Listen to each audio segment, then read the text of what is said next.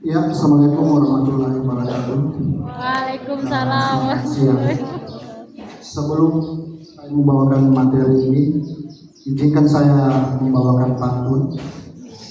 Sebetulnya tadi saya kira Pak Dirjen dan Bu Wagub itu ada beberapa pantun yang untuk dia, tetapi karena beliau tidak hadir, makanya ini pantun untuk kita semua.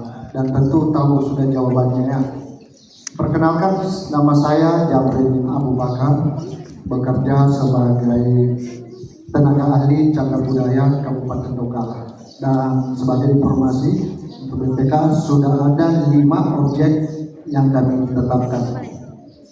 Itu sekedar informasi, dan saya hadir di sini sebagai Donggala Heritage, sebuah yayasan yang bergerak di bidang kebudayaan.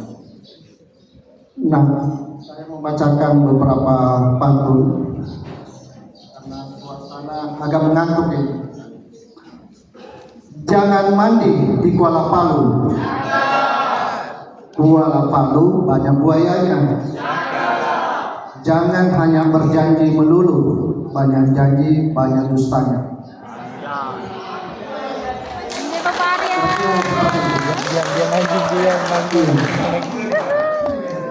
Ini masih masalah buaya ya. Kenapa masalah buaya? Karena dalam folklore kebudayaan Tokei, buaya itu adalah bagian isu kebudayaan yang ada, termasuk di Donggala sampai di Buala. Hampir di sepanjang pesisir pantai barat ini, tradisi atau legenda tentang buaya itu ada. Ada buaya itu dari Kuala Palu. Buayanya berenang ke Donggala. Kalau berjuang itu susah dahulu, tapi pasti berakhir lewat kendala.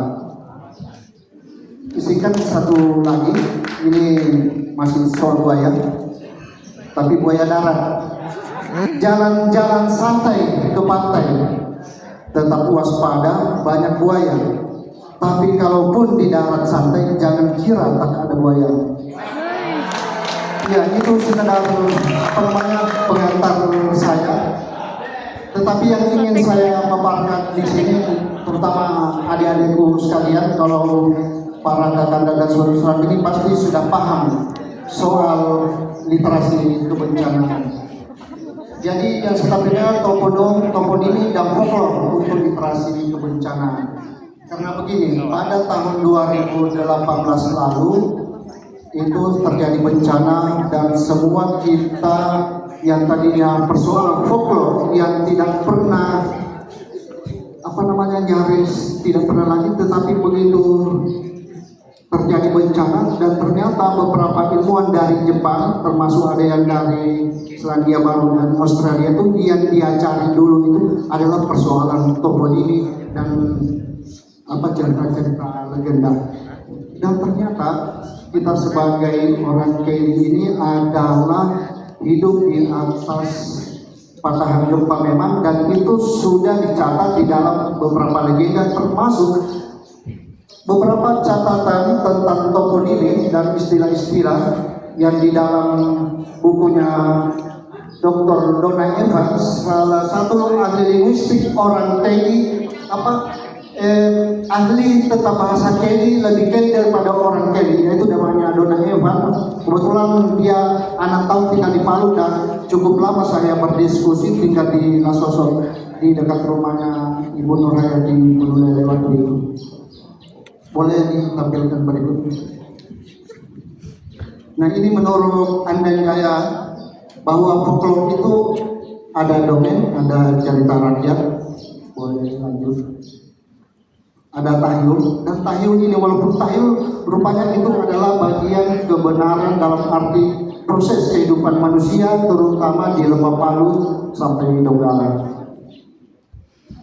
Legenda itu sangat familiar di dalam kebudayaan Kei, termasuk tradisi sejarah lisan atau tradisi lisan. Apa yang saya gambarkan di sini sebetulnya para leluhur kita itu sudah mewariskan sebagai ilmu pengetahuan. Kalau era sekarang ini sebuah peristiwa yang kekinian itu tiba-tiba saja muncul di Indosiar cerita-ceritanya. Karena pada zamannya itu tentu yang media yang ada itu adalah media tradisi lisan dalam bentuk legenda, tahyul, dongeng, dan itulah cara orang-orang tua dulu kita menyampaikan sebuah peristiwa, baik peristiwa sosial maupun peristiwa alam.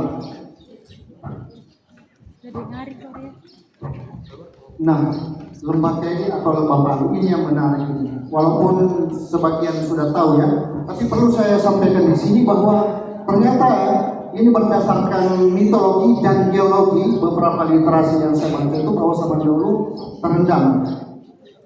Secara turun temurun dalam folklore kebudayaan Orangan itu bukan sekedar pelipur lara, tetapi juga sebetulnya tentang kewaspadaan bahwa dari tutur pinutur orang Donggala sampai di Sigi itu sebetulnya itu adalah informasi tentang kerawanan bencana.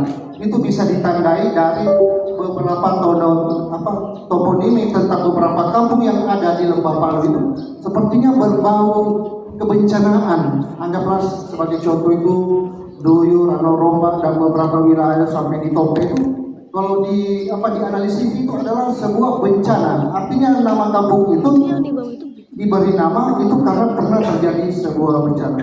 Boleh dilanjut.